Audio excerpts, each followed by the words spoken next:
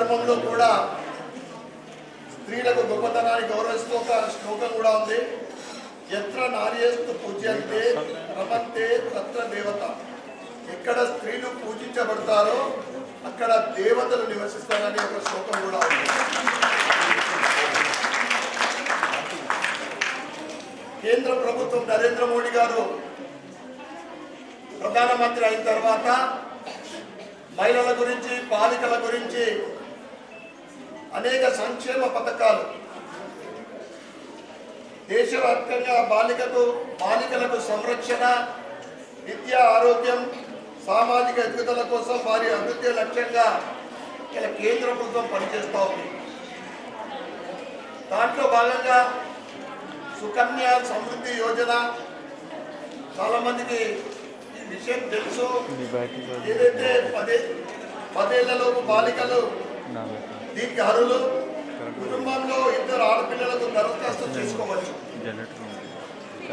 దీనికి 8.2% వడ్డీ ఇచ్చి వారి చదువు విషయంలో కానీ, వారి పెళ్లిళ్ళ విషయంలో కానీ ఆర్థిక సహకారం అందించడం జరుగుతుంది. వారు ఏదైతే డిపాజిట్ చేసిందో దానికి ఇంట్రెస్ట్తో పాటు అధికంగా అమౌంట్ కూడా ఇవ్వడం జరుగుతుంది. సుకన్య సమృద్ధి యోజన స్కీమ్. అదేవిధంగా బేటీ బచావో బేటీ పడావో మనందరికీ ఈరోజు ముఖ్యాంశం అదే. ఏదైతే ఆడపిల్లలు రక్షిద్దాం, ఆడపిల్లలు చదివిద్దామనే నిదానంతో ఈ ప్రభుత్వము అనేక రకాలుగా లేడీస్ వెల్ఫేర్ కానివ్వండి, చిల్డ్రన్ వెల్ఫేర్ కమ్యూనిటీస్ కానివ్వండి, అనేక రకాలుగా ప్రభుత్వం సహకరిస్తా ఉంది. దీంట్లో భాగమే ఈరోజు ప్రజలలో అవేర్నెస్ వచ్చింది. ఒకప్పుడు ఆడపిల్ల అంటే బరువు అనేది, ఈరోజు ఆడపిల్లని అంటే ఆడపిల్లని పెంచితే అనేక రకాలైన స్కీమ్లు, అనేక రకాలైన మహిళలకు ఇస్తున్న గౌరవంగా నేను మీ అందరు కూడా తెలియజేస్తా ఉన్నా. అదేవిధంగా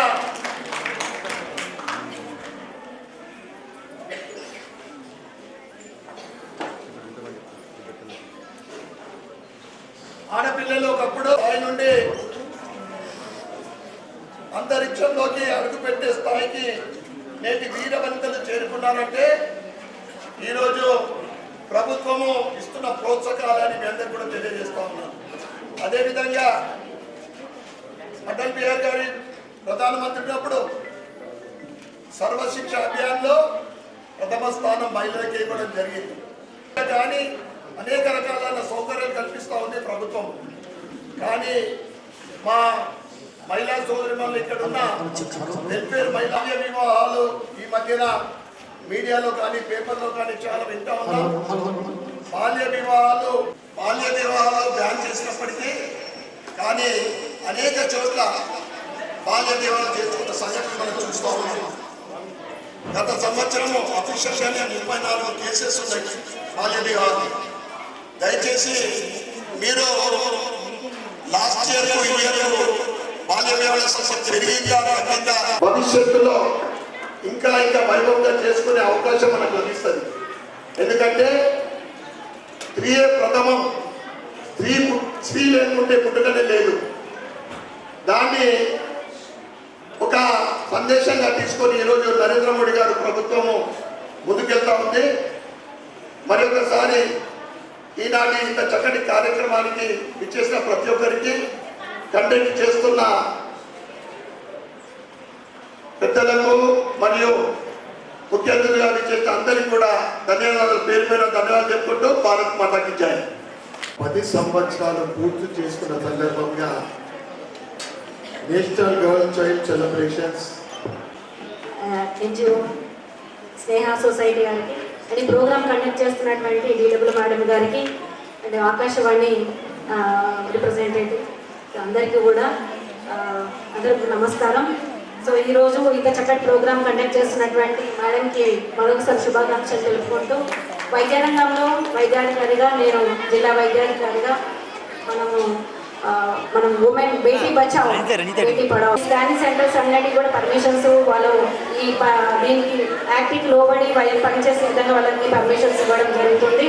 జిల్లాలో ఇప్పటివరకు 126 స్కానింగ్ సెంటర్స్ ఉన్నాయి.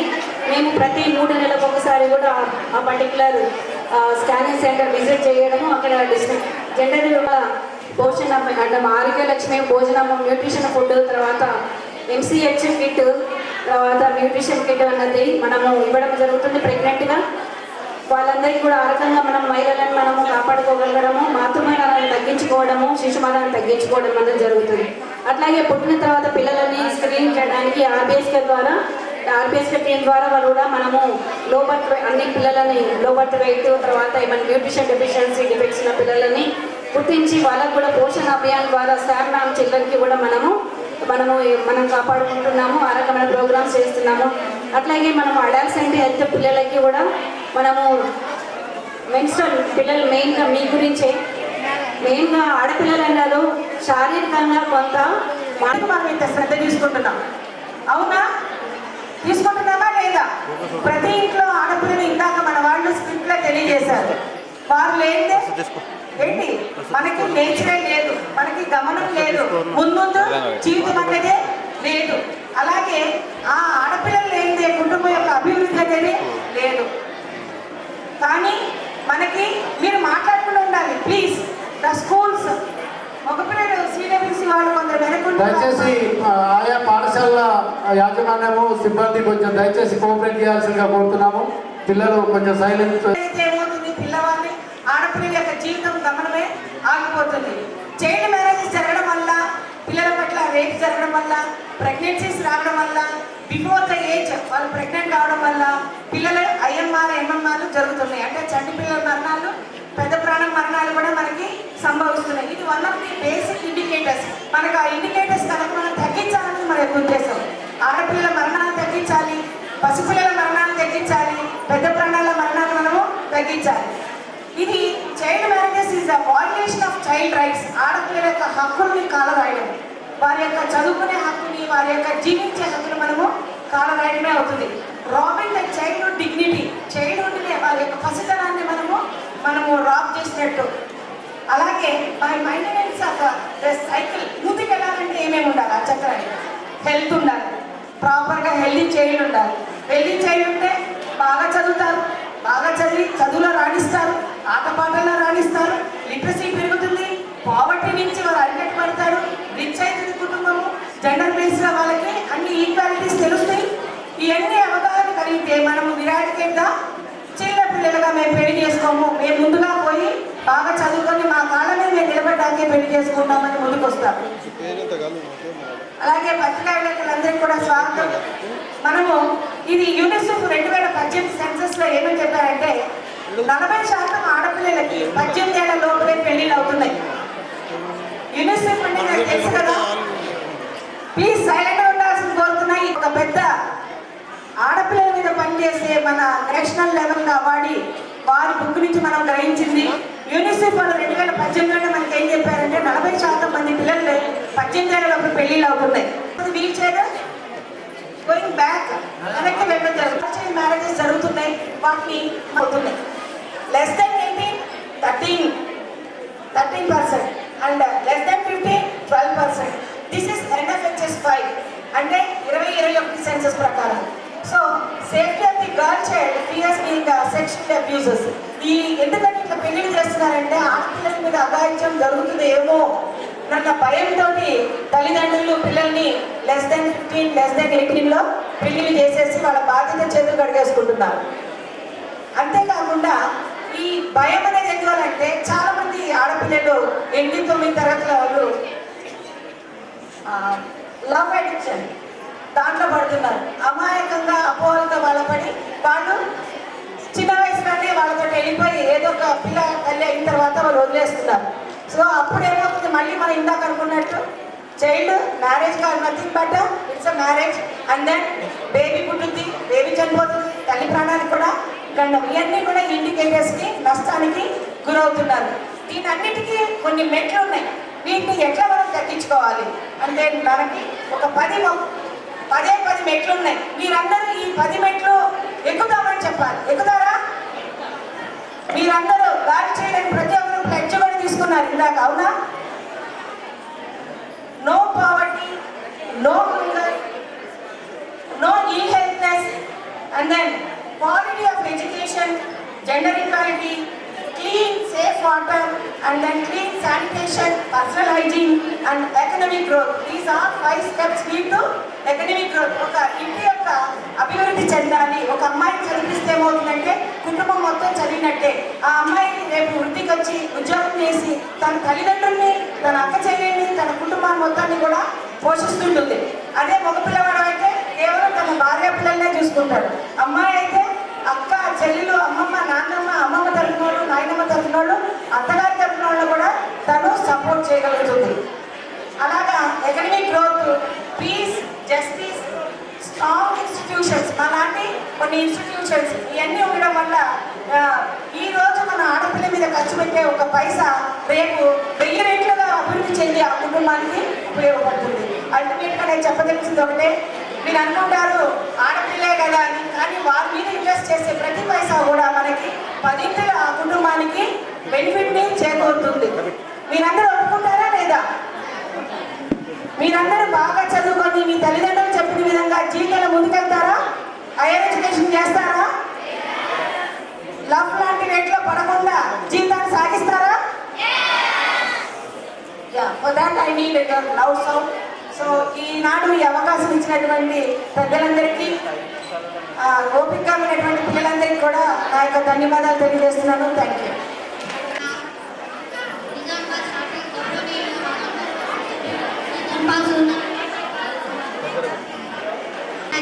ప్రకృతిలో దేవుడు సమానత్వాన్ని ప్రసాదించాడు, ఈక్విలిబ్రియాన్ని ప్రసాదించాడు.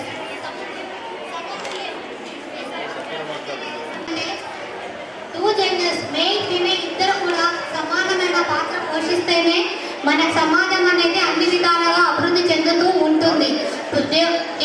ఎవరికి సంబంధించిన ప్రత్యేకతని దేవుడు వాళ్ళకి పెట్టారు. కానీ కొన్ని అపోహలు, కొన్ని మనకున్న సాంప్రదాయాల దృష్ట్యా అనాదిగా మన సమాజంలో గర్ల్ చైల్డ్ ని సెకండ్ సిటిజన్ గా పరిగణిస్తూ అవకాశాల విషయంలో సెకండ్ ప్రయారిటీ ఇస్తూ వస్తున్న సమాజంలో కానీ మన ఇన్స్టిట్యూషన్స్ లో కానీ అది ఏంటంటే అనాదిగా మనకి ఆచారంగా అయిపోయింది. దానికి కారణం ఏంటి అంటే, ఇంకొకటి వివాహం అయిన తర్వాత చైల్డ్ వేరే ఇంటికి వెళ్తుంది, బాయ్ అయితే మన ఇంట్లోనే ఉండి మన వంశం అభివృద్ధి చెందుతున్న ఒక అపోహతోనే మనం అట్లేస్తున్నాం. కానీ నేటి రోజుల్లో పరిస్థితులు మారాయి, సమాజం మారింది. సమాజం ఆర్థికంగా అభివృద్ధి చెందాలి, మన డెవలప్మెంట్ చెందాలి అంటే సమాజంలో సభాగంగా ఉన్న స్త్రీలకు కూడా అందరము అన్ని రంగాల్లో అభివృద్ధి చెందాలి. సమాజం అభివృద్ధి చెందాలంటే ప్రస్తుతము గర్ల్ చైల్డ్గా ఉన్న విద్యార్థులు, గర్ల్ చైల్డ్స్ అందరూ కూడా అన్ని రంగాల్లో అభివృద్ధి చెందినట్లయితే ఆటోమేటిక్గా సమాజం అభివృద్ధి చెందుతుంది. కాబట్టి ఈ విషయాన్ని గ్రహించి ప్రభుత్వం కూడా మన పేరెంట్స్ని, తల్లిదండ్రులని, సమాజాన్ని చైతన్యవంతులు చేయడానికి కోసం అనేక కార్యక్రమాలు నిర్వహిస్తున్నారు. వాటి గురించి ఇందాక DW మేడం గారు చెప్పడం జరిగింది. అయితే పిల్లలు మీరందరూ కూడా సమాజము గౌరవించే విధంగా రేపు ఎదగాలంటే ఫస్ట్ మనము విలువలతో కూడిన విద్యని గ్రహించాలి. అదొక్కటే మనకు ఏకైక మార్గము. కేవలము చదువు అనగానే మార్క్స్ ఒకటే కాదు, ఇంక్లూడింగ్ లైఫ్ స్కిల్స్ని కూడా సాధించి ఆల్రౌండ్ డెవలప్మెంట్ సాధించినట్లయితే మనము సమాజంలో మనల్ని ఎవరో గైడ్ చేయడం కాదు, మనము ఇంకా 10 మందికి గైడ్ చేసే. ఇందులో దాదాపుగా 6400 మంది విద్యార్థినులు 6th క్లాస్ నుంచి ఇంటర్మీడియట్ వరకు చదువుతున్నారు. వీళ్ళందరికీ కూడా మేము గర్ల్ చైల్డ్, మెయిన్గా మా ఇన్స్టిట్యూషన్స్ అన్ని కూడా గర్ల్ చైల్డ్, అక్కడ టీచర్స్ నుంచి స్పెషల్ ఆఫీసర్ నుంచి టీచింగ్, నాన్ టీచింగ్ స్టాఫ్ అందరూ కూడా లేడీసే ఉంటారు. వాటిని సమర్థవంతంగా నిర్వహిస్తున్నాము. మీకు ఇక్కడ ఎవరికైనా అవసరము అనుకుంటే మమ్మల్ని సంప్రదిస్తే అటువంటి విద్యాలయాల్లో కూడా 6th నుంచి ఇంటర్మీడియట్ వరకు నాణ్యమైన విద్యని మంచి పౌష్టికాహారంతో అందించడం జరుగుతుంది. వాటిని యూటిలైజ్ చేసుకోవాలని కోరుతూ ఈ అవకాశం ఇచ్చిన వారికి ధన్యవాదాలు తెలియజేస్తూ ముగిస్తున్నాను.